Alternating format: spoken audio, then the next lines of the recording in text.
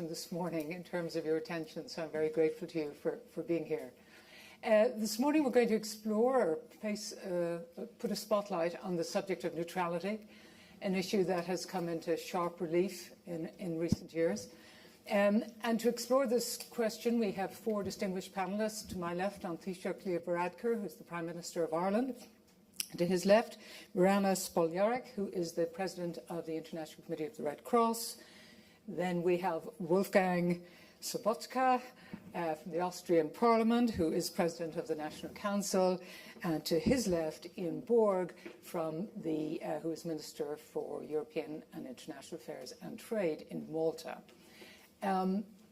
So as I said, the issue of neutrality has been brought into sharp relief by the manifest violation of the international rules, norms and indeed laws in recent years, and indeed the decision by Sweden and Finland to change their position on neutrality. But before we talk about the states and the implications for them of the other European states, and we have here the representatives of the three remaining neutral members of the EU, I would like to turn to the ICRC because their neutrality for them has come under pressure in recent years. And I wonder if you could talk to us about that, Mirana, and explain to us the pressures you're facing, and in particular, your position on neutrality. Thank you, and it's a pleasure to be here, and thank you for inviting the ICRC to this important conversation. Since I joined the ICRC in October 2022, I've been pressured from various parties to various conflicts to denounce the other side of the conflict.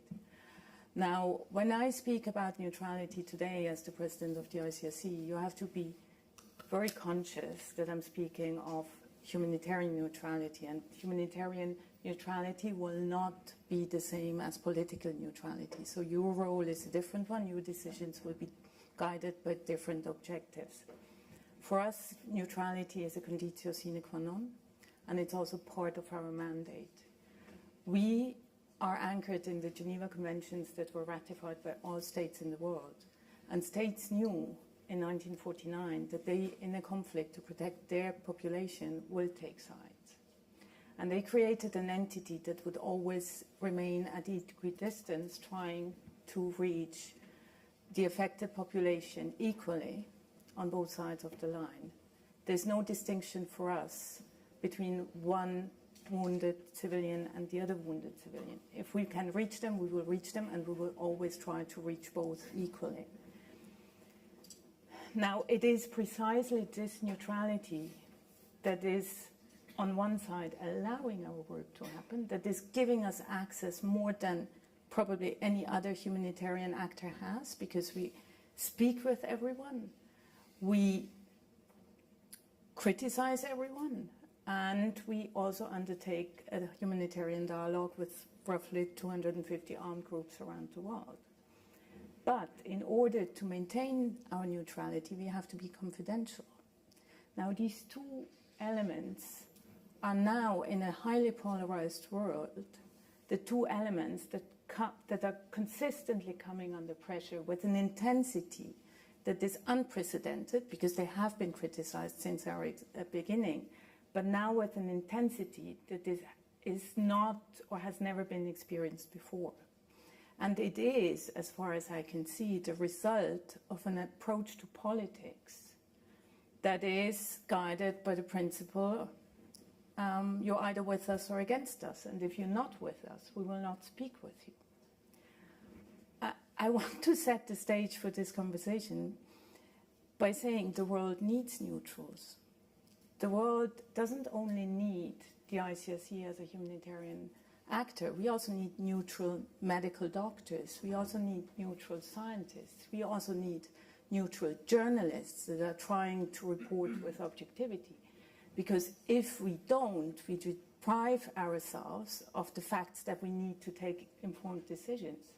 But most importantly, if you don't protect the neutrality of the ICRC, and you as state representatives, and even as private people, are bound by the Geneva Conventions and international humanitarian law in the larger sense.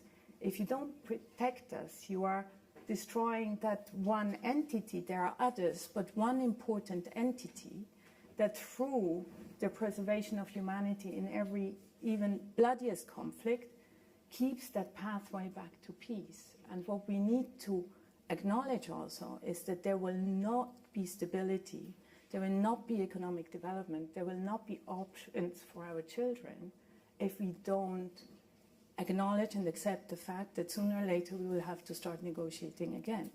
So we as a neutral don't negotiate, but we try to preserve the space for you to negotiate, and possibly as neutral states then to come in and forge these agreements, without which we will just see more suffering and economic downturn. Thank you. Thank you very much indeed. I should have said at the beginning that this is the public square, so I anticipate that we will have a conversation between ourselves for only about 20 minutes and then open up this conversation. Let me now turn to the political leaders, if I may, and ask you all, what lessons did your country derive from the decision by Finland and Sweden to change their position and apply for membership of NATO? And I thought I'd start with Malta and work our way across. Okay, thank you for inviting me, and it's very timely to have this discussion. Of course, we followed closely what happened in Finland and Sweden, and which is also directly affected with their geographic position and real threat that they felt following the Russian invasion in Ukraine, and therefore we not only respect that decision, but we fully understand them. In Malta, neutrality or military neutrality, as enshrined in our constitution, is still very much supported by the public in general. Recent scientific survey showed that around 70% of our population supports neutrality, and both political parties represented in parliament, government and opposition, have same position. Also because along the years it served us well. It served us well in terms of our own geopolitical situation. 60 nautical miles from Sicily and 90 from Tripoli, and also sometimes we did our best to punch above our weight and offer safe space like we did in September in having Jake Sullivan and Wang Yi meeting in Malta.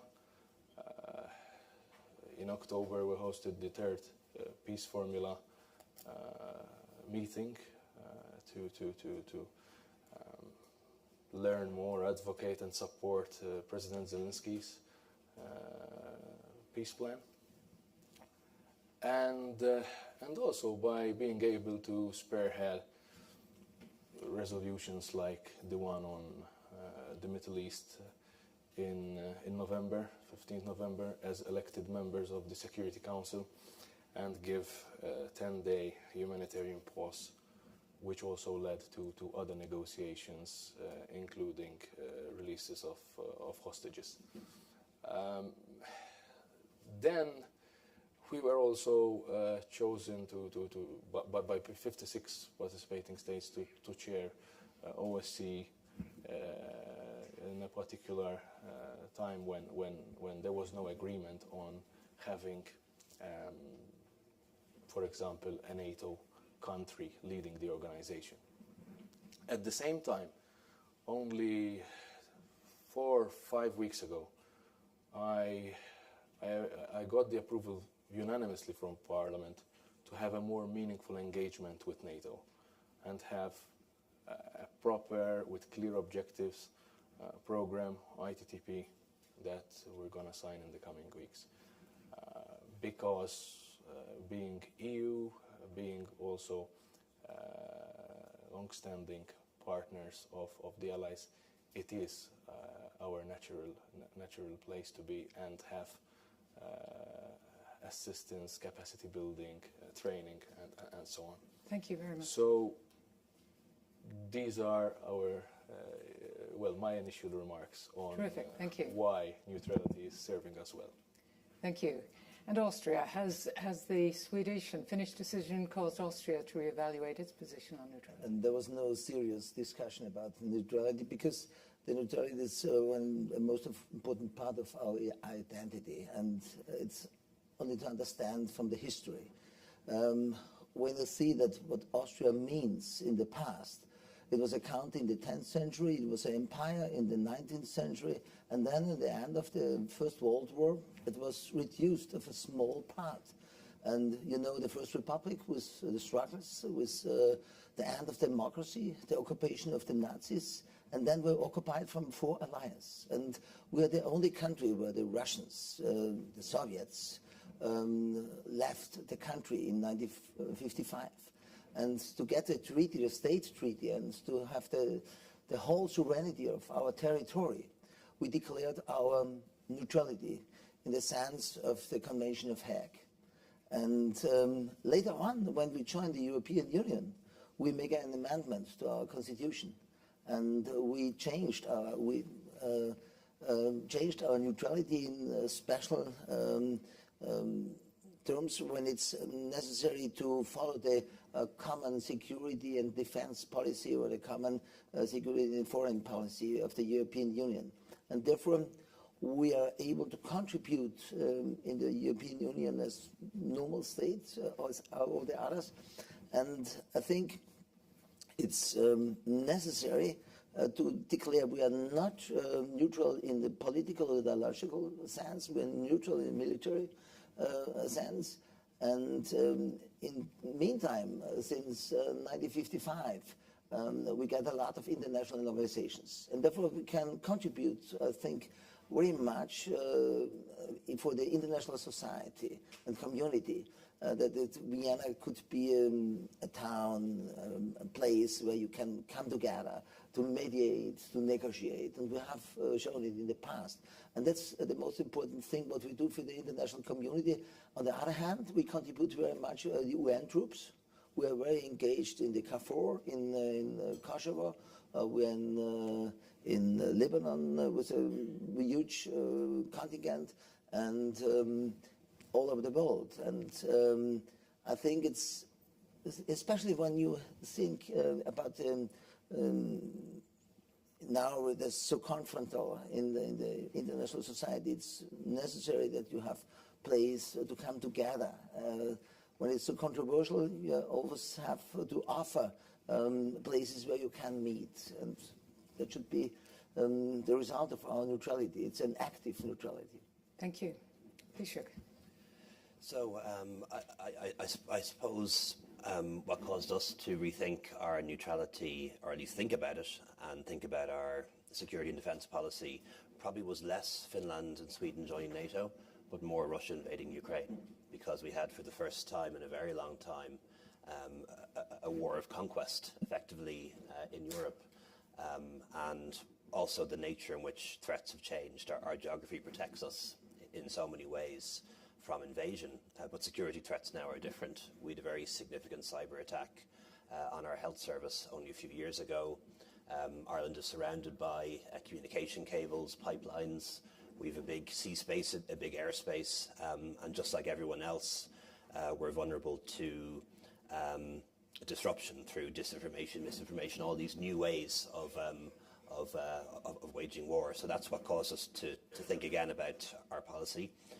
We had a national forum involving a number of experts, went around the country, heard views from politicians and people, and actually that reaffirmed our view that not joining a military alliance, not joining NATO, was the right choice for us, for a number of different reasons. And that doesn't mean, however, that we, like Austria, are anyway politically neutral. We may be militarily neutral, but politically we've been among the strongest supporters of Ukraine in so many different ways, because we see that war for what it is.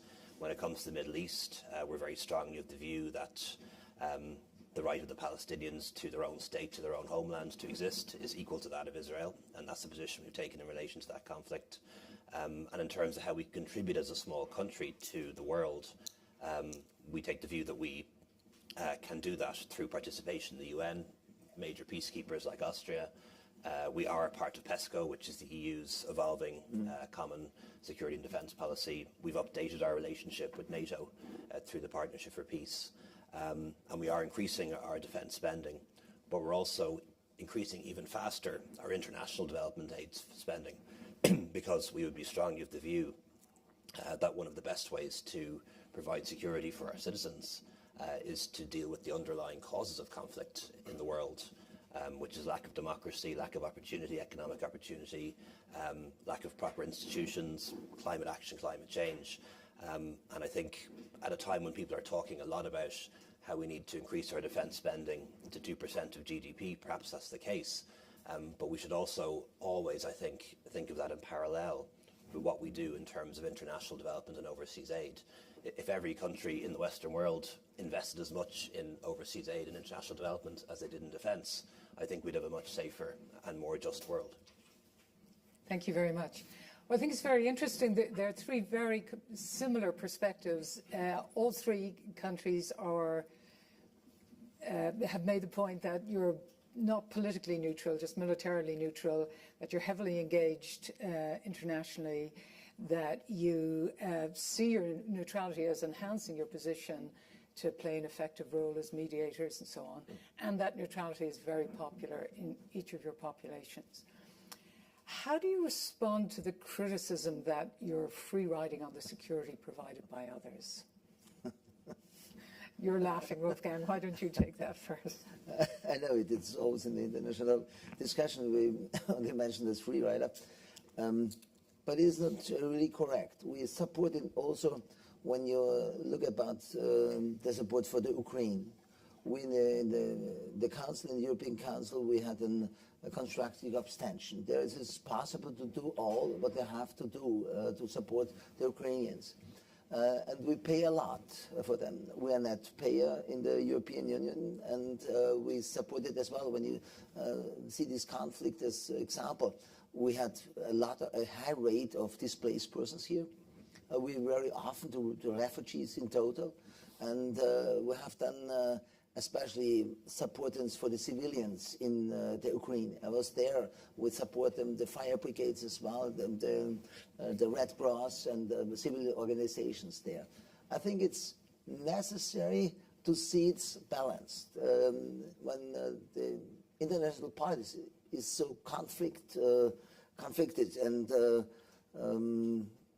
so radical and the positions are so hard against, I think it's necessary to have also parts of this international community they can contribute to make a climate of speaking, of talking together. Each war will end, and what is afterwards. And I think we offer a place. And when you look about the 55 international organization, we have to contribute so much in different subjects, like the nuclear energy. When I look at the IAEA in the conflict in the Ukraine as well, in the special situation of Zaporizhzhia. And we are very engaged in this field. And when you look at OSCE, OSCE is the only organization where the Russians also take part. I think it's necessary to offer all of them to come together and to negotiate when it's necessary. And that's our part. We are not a free rider. I feel so. I expect you to agree. Yeah, I do, and I would on two accounts. You know, we would reject the suggestion that we're in any way a free rider. First of all, we take a non-offensive stance when it comes to, or a neutral stance, if you like, when it comes to our strategic stance, if you like.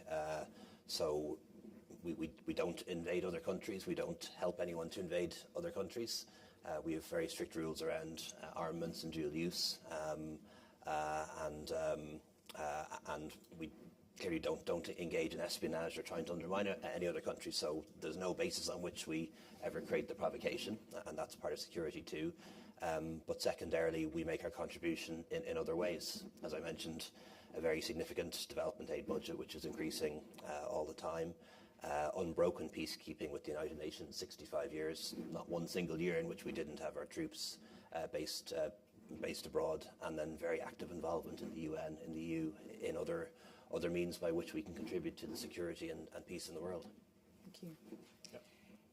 Do you have anything to add I to cannot this? agree more. I mean, we all paid our fair share to Ukraine willingly and with a constructive abstention, not to provide lethal weapons, but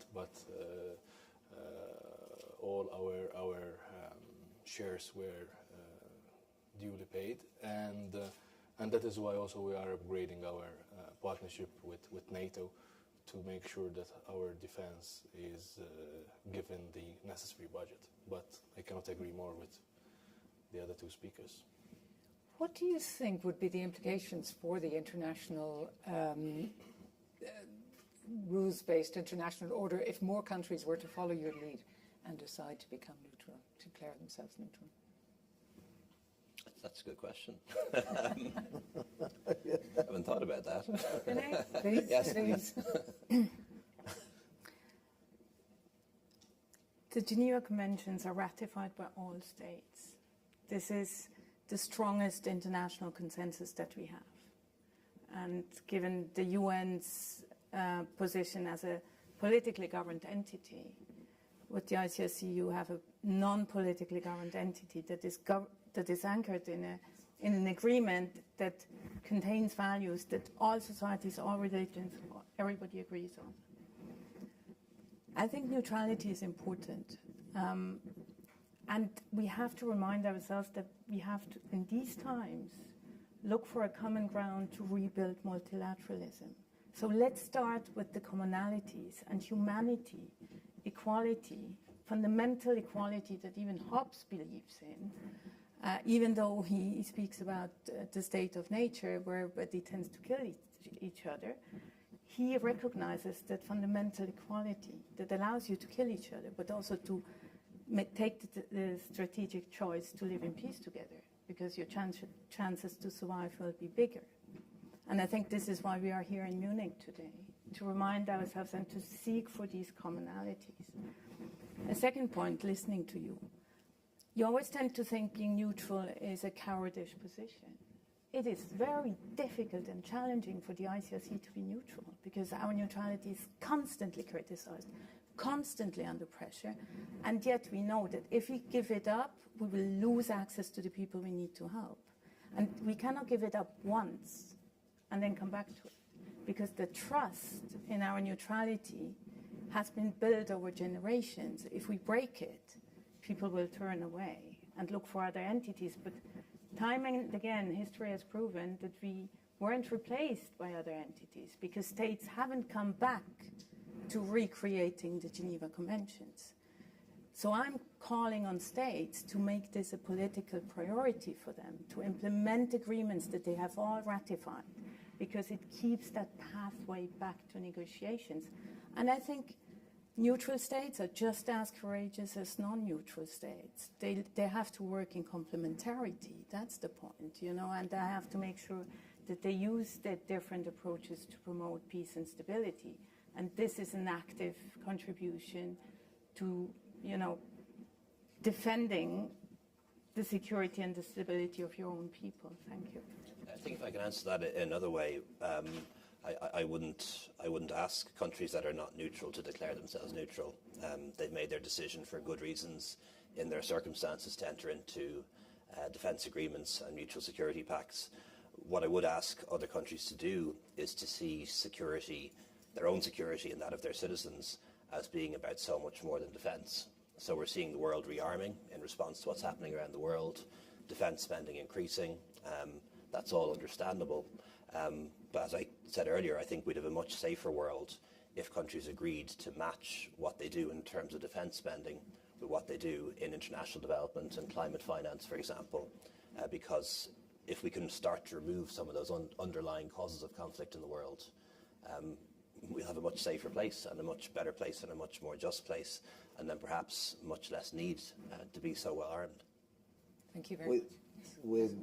I wanted to be naive. We are living in times. The world is more divided than before, and we see that democracies all over the world are under pressure. And when you see about only 40 democracies are full in function, and authoritative states became more and more power. And therefore, I can understand the situation in Finland and in Sweden, that democracies have to protect them together and to be aligned. And therefore, it's not so easy to answer, or should be more neutrality. I think it's necessary to have international organizations like ICRC and others that they give them the possibility, because to come together. And I think it's necessary. We will see in 3-4 years, time has changed.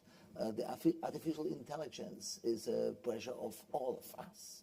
And we have to see it's a challenge for the democracy as well, for the dictatorships. And as well, you cannot find a simple solution to be more neutral. I think it's for us very useful to have a strong allied NATO and to be clear, but on the fundamental principles of democracy.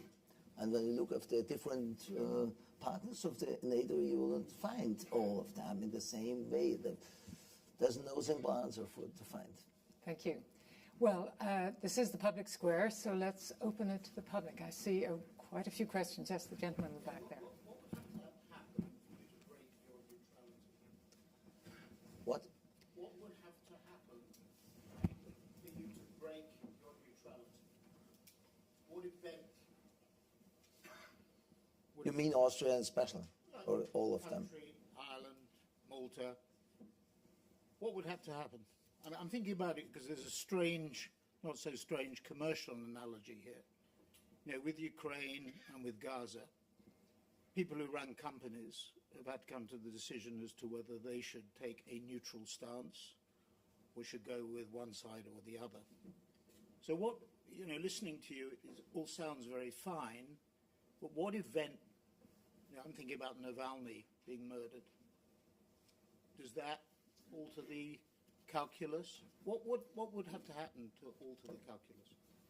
I looked at it's hard to envisage a scenario whereby we would change our neutrality, you know, perhaps in the context of an invasion or a major terrorist attack perpetrated or led by another country. You know, you might have to consider things, but for us, it's often our neutrality that protects us, you know, for reasons that I outlined earlier. We take a non-offensive stance in the world. We don't have so many enemies. We have lots of friends, and that's not a coincidence. That's a policy and a position that we've pursued for the best part of 100 years now. So it's difficult to see that scenario arise, but you know, we're not so naive as to know that we aren't blessed by our geography and by our neighbours. Other countries aren't so lucky in that sense. And you have seen that we are not neutral in these two conflicts, especially in the conflict between Israel and the terror organization of the Hamas. When you see this conflict, there is no neutrality because we are always standing in alliance to fight against terrorism. That's no question of neutrality, and we are against that was on the police of forces as well and the other ones. When you look at our vote in the UN, we are one of, I think, 14 countries. They vote against the resolution of UN to condemn Israel. Here is a clear vote of Austria not to be neutral. We are clear on the side of Israel. It's a promise to live in security and not to be attacked from a terror organization since a couple of years. Thank you. We have a lot of questions. So if you'll indulge me, I hope we just have one member of the panel address each question in order to maximise chances. I have this gentleman here and then that woman in the back. And I'll head over there. Thank you. Sorry. Thank you very much. My name is Alain Delettre. I'm the director of Geneva Call.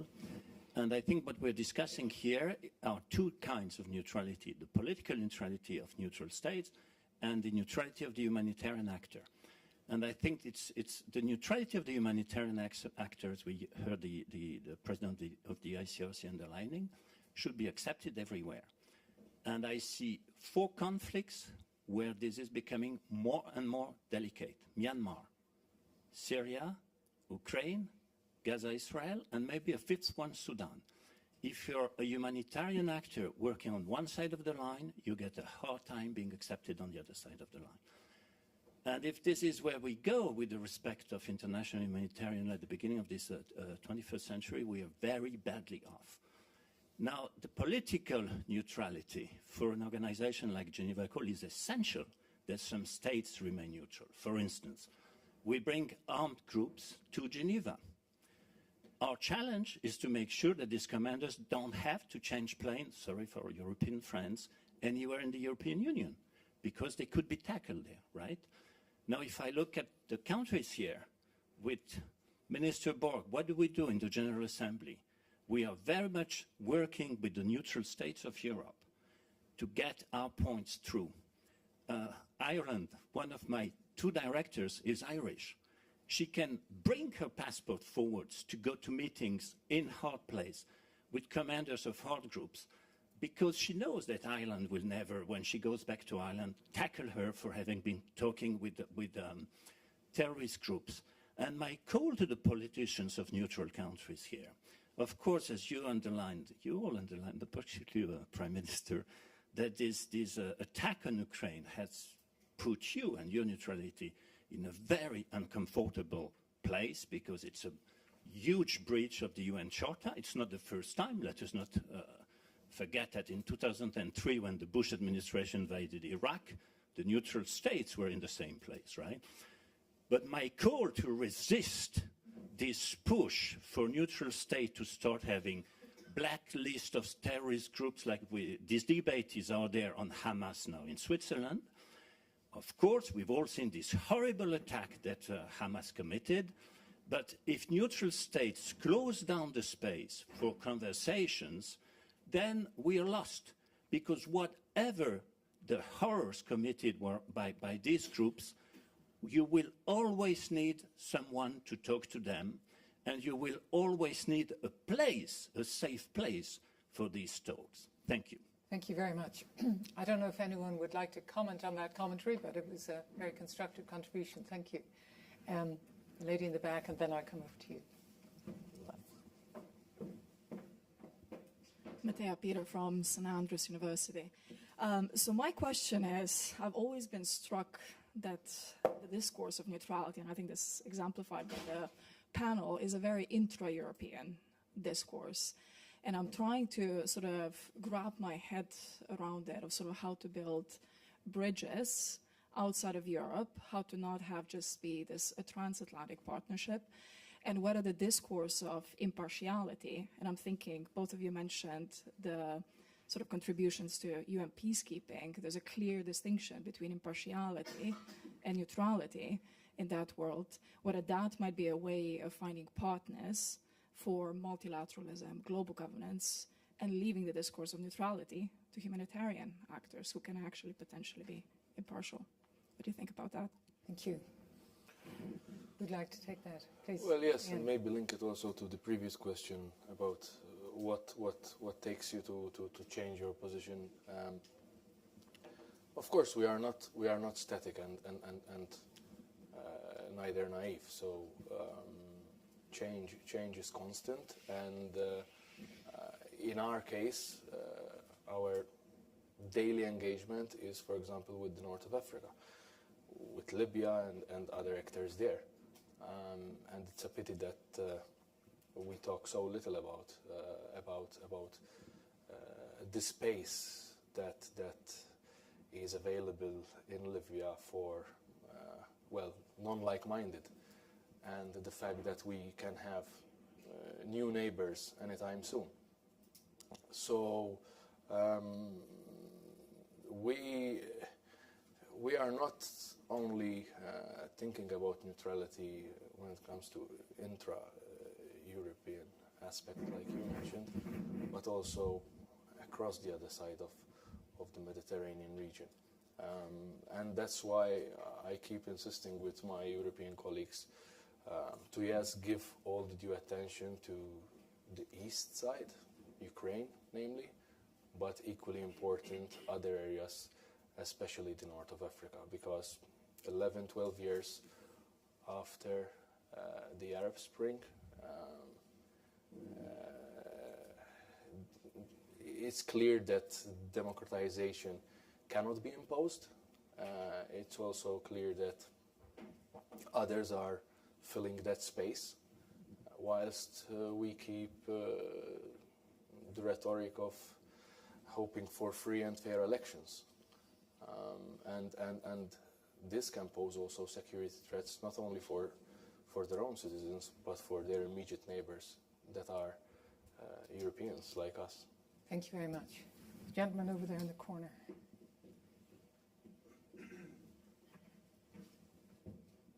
Thank you. I'm Brendan Sims. I'm the director of the Centre for Geopolitics in Cambridge. My question is for the Taoiseach. It's on the issue of free riding, which you understandably deny. But surely the defence, the protection of the cables, the sea lanes, all those things you mentioned, in practice for the Republic of Ireland devolves to the United Kingdom.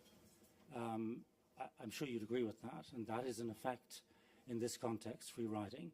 And if we come to the question of the size of the Russian embassy in Dublin, which I believe to be either the second biggest or at least one of the biggest Russian embassies, which indeed they are seeking to expand, as you know, why would they be doing that if they did not see the 26 counties as a backdoor in security terms?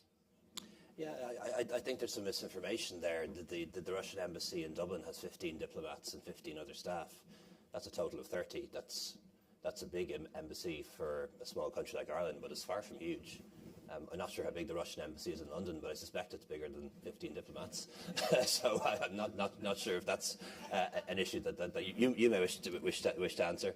And then in relation to protecting our seas, you know, we have our own navy. It's not as strong as it needs to be, and we've entered into agreements both in PESCO and through the NATO's Partnership for Peace, which particularly relate to the cables that are around our island, which are important to us and also important to our neighbours. I'm not aware of any particular UK intervention that's helped us in that regard.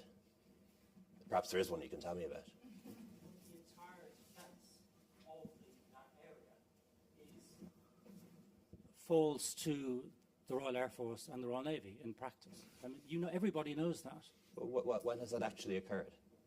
When has there been an action or an operation by the Royal Air Force or the Navy that has helped us in that regard?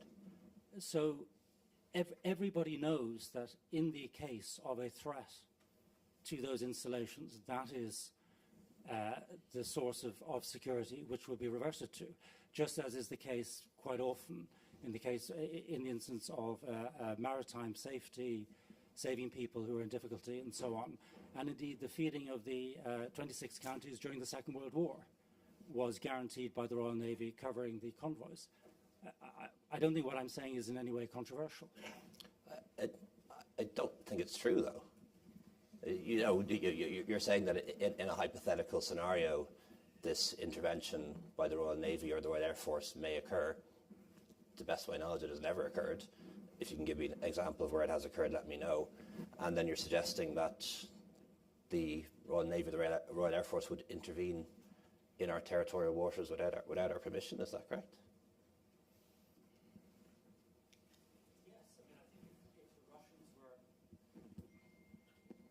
Yes, if there were to be a Russian incursion which also threatened the security of the United Kingdom, I assume that would be the case. Yeah, but that isn't exactly the point, that they would be doing it to protect themselves, not us. Much as I'd love to continue talking about Ireland, I think we should expand this. Any other questions? Yes, Wider please. the European Union as well. There's lady in green there, please. Thank you very much, Ulrike Franke from the European Council on Foreign Relations. The three countries represented here are neutral and they are member states of the European Union. And I'm just wondering, I mean, given where the European Union is going in terms of wanting to become a true defense union, there's of course Article 42.7. There are discussions regarding the extent to which neutral countries, you know, the role that neutral countries can play in this kind of defense union going forward. So I'm just interested in your reflections on how do you see your countries contributing to this defense union? Do you feel that there is a tension there? Do you feel pressure, let's say, from the EU or EU member countries to kind of reconsider this, or where do you situate yourself on that? Thank you. Wolfgang, would you like to start? When we joined the European Union in 1994, we take part fully in the common security and foreign policy. And therefore, we fulfill all our duties in this case. And I think it's we take part in the European Sky Shield initiative. I think it's sure neutrality has changed in this time, but it's always a special neutrality. You have to look at the constitutional law in the different countries where it is established. And therefore, we have only not the possibility to bring weapons to the conflict parties. That's the only really, and don't accept a military base in Austria. But on the other side, our troops are in KFOR, I mentioned, IFOR as well. We are in the partnership of the peace in the Atlantic, the NATO. I think it's we are not an obstacle for the development of a common defense policy. I have never seen also our votes in the European Union. We have a lot of understanding.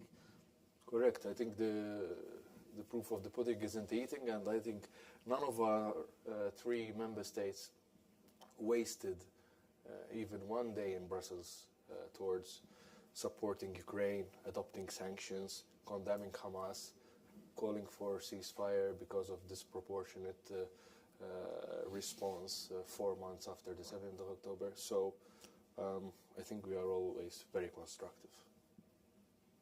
Thank you. We have flashing red 53 seconds left. I wonder, would anybody like to make some closing remarks? You really didn't get a chance, Miranda, to it's a bullet for all of us. I can't get involved in discussion. This is precisely the point. I mean, this is why we trust you. I published an essay in the New York Times last year with the title "The World Needs Neutrals."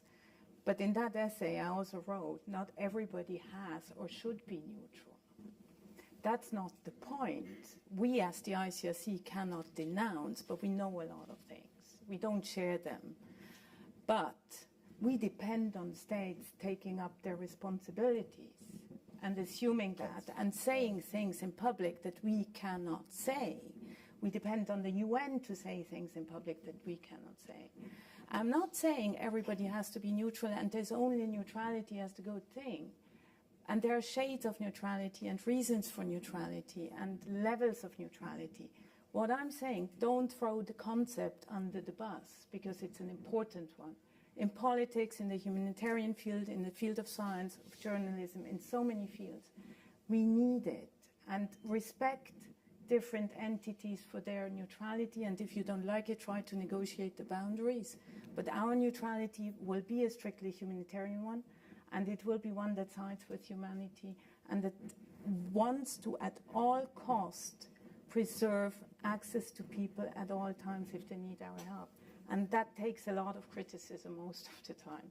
And I'm saying this because public criticism of the ICRC's neutrality has never been so intense when the neutral intermediary role has never been more necessary at the same time. Thank you. Thank you. Ladies and gentlemen, please join me in thanking our panel.